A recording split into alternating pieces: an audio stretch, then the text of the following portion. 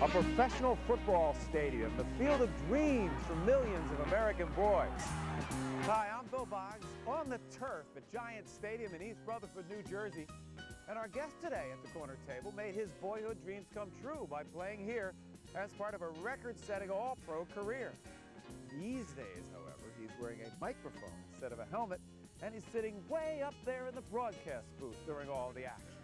He's the outspoken and popular Boomer Esiason, top NFL quarterback for 14 years, who's now the new expert commentator on ABC's Monday Night Football. I'm glad I'm here. You know, 7 quarterbacks got hurt yesterday. You better believe it. You guys are going to take good care of me, aren't you? Boomer's also traded his shoulder pads for a tuxedo as the new host of the Miss America pageant. Well, right now we're rolling along toward Boomer's restaurant pick, which is right here in Westbury, Long Island. Boomer picked an Outback Steakhouse, and this one is located in the Westbury Plaza, just off Old Country Road. So join me for some big steaks with football star turned TV star Boomer Esiason. But first, let's tailgate. And Boomer Esiason, welcome to our first ever corner table tailgate party. How about this, huh, Bill? I've never tailgated in my life. Do you know that? This is the first? This is actually the first time, and you should feel very special about this. Well, I can offer you all Outback Steakhouse catered it for us. But so all these years you've been in there getting ready for a game, playing the game while people are out on the parking lot drinking it up, right, getting smashed in other ways. I've never been able to enjoy this part of it. I mean, you know, every time going into a stadium, you see all the people out there, and if you're on the road, people tend to be nasty in the parking lot. throw a couple things absolutely, at you, right? That's exactly right. Do you ever get hit by anything out there? No, I've never gotten hit by anything, but the interesting thing here in New York is that if you go to a Giant tailgate party, they'll have like BMWs, Mercedes-Benz, and they'll have hibachis, and always be in the same parking spot, little right? Sushi, right? Exactly. You go to a Jet parking. What's there? Well, they have Impalas and things of that nature, all banged up, you know, and actually have the shirts off, and they're playing tackle football in the parking lot, waiting for the game. So that's the difference between the two fans. Actually, what do you say to somebody? I don't want to take my family to the football game. It's too much partying. It's too rowdy in the stands. You worry about that at all? Yeah, I do worry about that. I worried about that when I was playing because, you know, unfortunately, my family, if we were losing, especially at home, would hear some unkind things said about me. But rarely, Boomer. You know, unfortunately, you haven't been around New York enough, have you? I'm kidding. But you know, I like to see stadiums kind of reduce the alcohol consumption, to be honest with you, because I think, you know, rowdiness is something that makes it uncomfortable for the fans and the kids that want to go there and enjoy the game. When you're up there in the booth, I hear you said on one of your broadcasts, he's had 27 operations, right, referring to some player. And you hear about, what I'm curious to know is the actual dynamic of playing with pain. Yeah. You know, we hear that wide receiver has the flu. He does have a fever of 102, but you know he's running his patterns. How do you do it? How do you get ready to play with pain? I think one of the toughest things about professional football as opposed to basketball, baseball, or hockey is that there are 16 games, and each game means an awful lot. So you have to try to play with pain or sickness or, you know, whatever it might be. And some of my worst games in my career have come when I've been stricken with the flu, believe it or not, and I've been unable to concentrate and I don't have the energy, but you have to go out and play. You know, it's not like a baseball team where if you miss a couple games, so what? I mean, the football is a very important game. I can't conceive of, you know, when I have the flu, I'm in bed, right, I get a fever, the room is spinning around. The concept of putting on a football uniform and throwing passes and getting hit, I don't understand how it's physically possible to do it. Well, I mean, you have to go, well, usually what they do is they'll take you to the hospital maybe the night before the game, and they'll put some IV fluids in you. That's the only thing that really can help. And they might give you some anti-inflammatories to help with the aches and pains.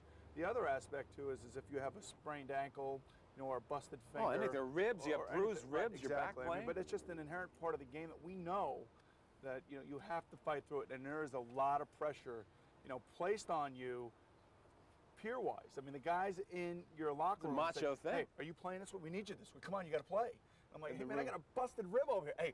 Hey, so what? We got the Broncos. We need you. Give me the worst you ever remember feeling on a Monday morning.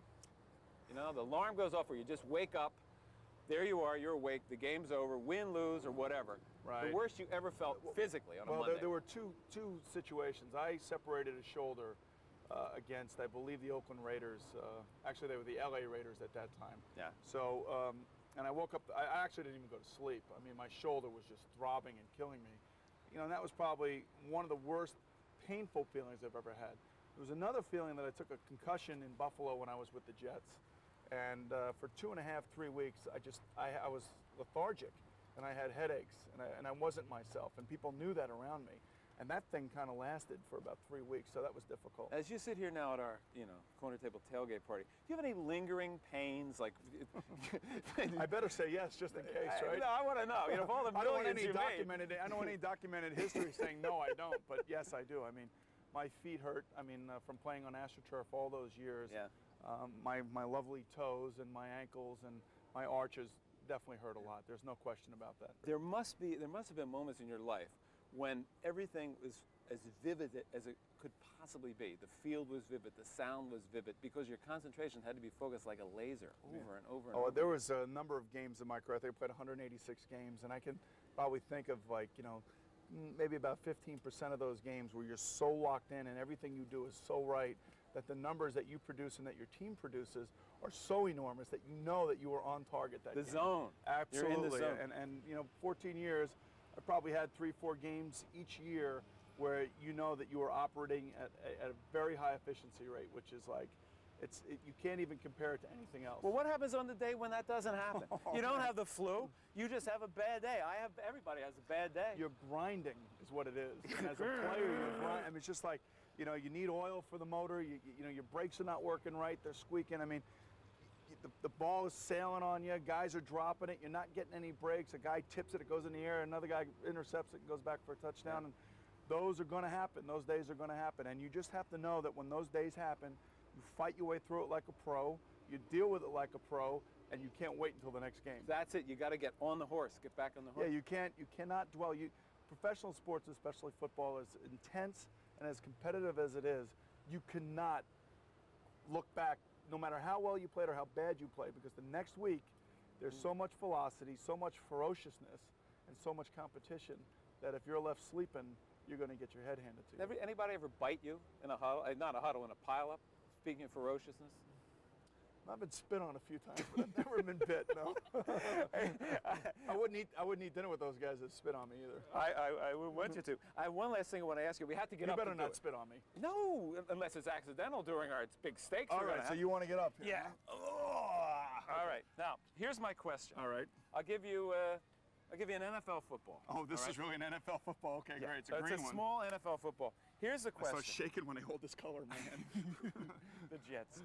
I want to know what it feels like. You're in the pocket. Okay. Your arms back. My arms up. To have a guy like Reggie White, John Randall, blindside you. Right. You're here. Right. Right. Now, I'm, say, 250 pounds, running at 30 miles an hour. 295 I'm 290 pounds. I'm running about 30 miles an hour. He doesn't know I'm coming, and bam! What happens? What's it feel like? It's just like, man, I hope this gets over quickly. I mean, you don't even know it's coming. So it doesn't really hurt that bad. The ones that really hurt is when you know you're getting ready to deliver it, and the guy's coming right at you, and you know he's going to get you. And what does he say as he's coming at you? What do you hear? What they do is they try to pile drive you. They try to lift you up and drive you into the ground. And at the end of it says, there's more where that came from. That's what they'll say? And you're like, oh, lovely. See, we don't hear there's more where that came from. Well, I'll tell you, there is more where this came from. Absolutely. Let us go to the Outback Steakhouse. Okay, let's do it. Hey, I got to take one. You want to take one? Got it. Not bad. Not bad for a guy in loafers. Welcome back to our corner table with Monday Night Football's man in the booth, Boomer Esiason. At the Outback Steakhouse, Boomer's got the porterhouse, I've got the New York strip, and there's also grilled shrimp on the Barbie and Outback's infamous bloomin' onion. But the recipes are a deep, dark secret. No visitors allowed in the kitchen. Why Outback? Of all the places where we could have dined, and I mean, I know obviously you like steak, but why the Outback Steakhouse? Oddly enough, I'm a part owner of a restaurant in Cincinnati, the Waterfront, and it is kind of a seafood steakhouse, and I really enjoy that kind of food. But Outback Steakhouse means more to me than just the food. I mean, it's a company that have supported my fight in the fight against cystic fibrosis. They've stepped to the forefront. They've given me a lot of support, but not only that, I mean, it's a great place for families, and my kids love coming here. The only problem is that it's so popular that you better get here early or you can't get in. Boomer, you must have seen some massive amounts of eating in in your life? Yes. Oh God. Tell me some stories Oh. from training tables and So, camps. it's amazing. You know, I've always kind of befriended the offensive linemen on the teams that I've played on, and those guys are, you know, anywhere from 6'8", 380 pounds, down to about 6'3", 310 pounds. And boy, do these people eat, and they eat, and they eat, and they eat, and it's just like it's nonstop. Can you give me a recollection of any specific line or meal you ever saw them run through? The first year that I was in Cincinnati, we had Dave Remington, Anthony Munoz, Max Montoya, Bruce Reimers, Brian Blados, Joe Walter, and there wasn't a guy that was under 300 pounds. And you would sit around, and it got so bad that a couple of them had to go to a grain elevator store, or a grain store, I should say, to step on the scales so they could weigh them because they didn't have scales big enough to weigh them in training camp. I mean, Joe Montana beat you in the Super Bowl on that march down the field in the last you were 2 doing minutes. so good up until this point. You were really doing so good up to this point. You're going to hit me with Why that do you have to statement. bring that up right now? Doing a meal? I actually bring you to a restaurant. My friends treat you like, gold, and you come in here and you bring this up? He's getting mad. He's getting mad. This is not a joke. All right, so you don't talk about Joe too much, huh? No, I actually do like Joe. He's a very good guy, but he did beat us. It was a dagger to the heart, if you will, but it is also one of the greatest memories of my life. Being in the Super Bowl, it's something that doesn't happen very often to a lot of people. How do you deal with fear? You know you're going to get out there and get hit, and you know that you want to try to inflict fear. How do you deal with that? You know what? I don't even think you think about it, even though there's a sense of fear before every game because it's of the uncertainty of the game. You don't know how the game is going to play itself out, and you pray to God that you do not make a huge mistake that everybody can see and point the finger to you saying that you made the mistake that cost the game. But, I think it's what makes the competitive nature of the game so great is that there is a fear aspect of it. What do you do to get yourself pumped up in the locker room? I had friends who were in the Minnesota Vikings locker room 15 minutes before a game. They said if you got in the way of a player, you would just get knocked out of the way. I mean, it's intense in the locker room. Everybody has their own way of doing it. A lot of people like to listen to music, headphones. They have their own music. Get yourself pumped. Well, I used to listen to music all the time, and I would listen to hard rock music like Van Halen, or something like that. Or we used to have a thing, Welcome to the Jungle, back in Cincinnati. Right. That was a big song for us. What don't we see during a game on television? How dirty does it get? I mean, in some of those pile-ups, what? It gets pretty nasty out there. There are times where there are some players that are a little bit more boisterous than others that, for whatever reason, want to make you think that they're more of a man than you are. I mean, there's a lot of testosterone going on out there. There's a lot of beating on the chest and biting, eye gouging. None of that. I mean, elbowing, obviously. Elbowing, definitely. And defensive players say, we're not out there to hurt anybody. My butt. I mean, they want to give a lick to knock a guy out. They want to, they really want to leave a mark on somebody. You ever get like your teeth like that. knocked? See, that will probably leave a mark, right? Yes, that will. That was a good shot. Yeah, but that wasn't even really a shot. No. But I'm just telling you, I didn't really mean to hurt you. No, But I did. It didn't hurt. Right? No, just because my left side is going numb. But, No. that's the way defensive players are. They want to leave a mark. Boomer hopes to leave a mark on the literary world with a new mystery novel, Toss, about a football team. It's fiction, but some of the practical jokes in the book are close to the truth. There's some interesting things in the book, some of the pranks and jokes in the book that you fictionalized here, but I heard from a couple of mutual friends that you are quite the prankster in training camp. And No, I'll only give you one that I did. Because one prank that you pulled. I'll give you one prank that I pulled, but the problem is if I start opening up to you, the statute of limitations not over yet. And I'm sure there might be some of my ex-teammates that see that and say, he did that to me. So, the best thing about a prankster or somebody who likes to pull, tricks is that you never divulge what you've done or if you were even involved Or in that it was you. Right, exactly. So that's the whole thing. So I will tell you one. All right. Because it happened in 1985. So I think now, 13 years later. Oh, we're in good shape. We're past. It's a 10-year statute of limitations. We'll give you a bodyguard for the next 6 months. Go ahead, tell us what There was did a you do? rookie that came in 1985 who thought he was all that. He was getting jiggy with it before you were allowed to. As far as the veterans were concerned, came in, had a nice signing bonus, thought he was the man. He the man. Yeah, he the man. He had no man. idea. He thought he was the man, but he had no idea what he was getting himself into, right? So a couple of the veterans, it's not a hazing incident like what's going on now, which is really bad, but it was something that every morning, he would come in and he would have a kind of like a candy bar sitting in his locker at the top of the locker. and he would have it before every practice, right? So a couple days I started sharing some of the candy with him and all of that stuff, and a few of the other guys, I brought a few of the other guys into it. So sure enough, one of the mornings I offered my candy to him. Aw, so good of you, Boomer. Right, and my candy happened to be X-Lax. And sure enough, my man was running off the field. He had to go, do his thing. And, unfortunately, it actually almost cost him a few weeks because he did dehydrate in the heat. I think I went a little bit too far with it, but I think he probably left the practice field 4 or 5 times that morning, and the coaches were getting a little ticked off at him. So, Boomer, so that's the oldest trick in the book. But you know what? That was the greatest because the guy was about 285 pounds. There's nothing like seeing a 285-pounder running like he's out of the bathroom. It's like that commercial with the guy in the stadium for. Exactly. And you knew that because he was 285 pounds, he ate a lot of food, so there was a lot of ammunition. So he kept them go back to the bathroom.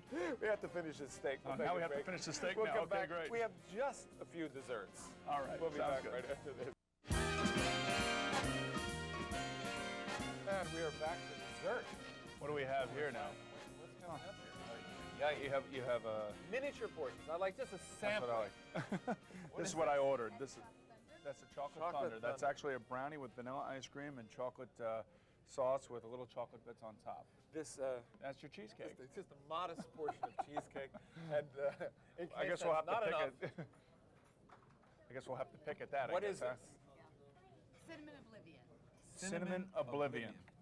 At this point, first time in your life when you're not really necessarily needing to earn your living with your body and your mind. You're really up there in the booth. I need my mind. You need your mind, but you don't need your body like you used to. Any possibility you're going to say, screw it, let's eat, just let it go. Well, I haven't fully just let it go yet. I mean, once I decided to do this back in February, for the last 6 or 7 months, I guess 6 months now, I go to the gym maybe once or twice. As before, I would go every day.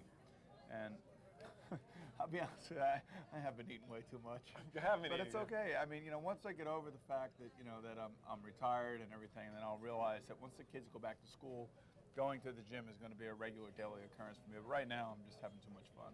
Let's go back in time. 12-year-old Boomer Esiason, what was the dinner table like? Typical, say, Tuesday or Wednesday night in your house. Okay, I'll tell you. First of all, my mother passed away when I was 6. I had 2 older sisters at that time, so I guess they were like 20 and 21. And they had their own lives going on. But you know what? I had the greatest father that anybody could have ever had. He would come home from work and he would make me dinner. He lived out in East Islip, which is probably about 40 miles east of New York City.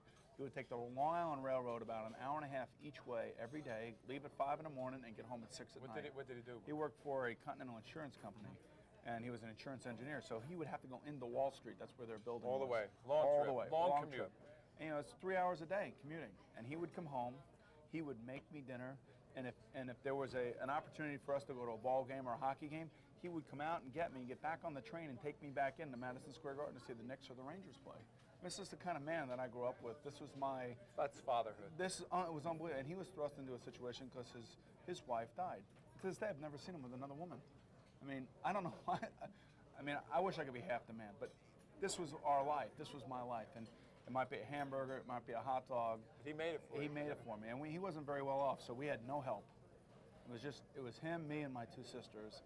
And, anybody who ever tells me that, I'm in a poor family, I need somebody to help me, that's BS. You got to help yourself. And, thankfully my father was there for me. There are great fathers out there. I think a lot of times in our culture, men get a rap, that you only hear the negative things about fatherhood. There are great fathers out there. You're being a tremendous father. Well, I think that it's the most important job that I have. It's the top of the line. I mean, that's why I work. That's why I do things like this. That's why you do things. I mean, we have kids. We got to take care of them. They are our responsibility.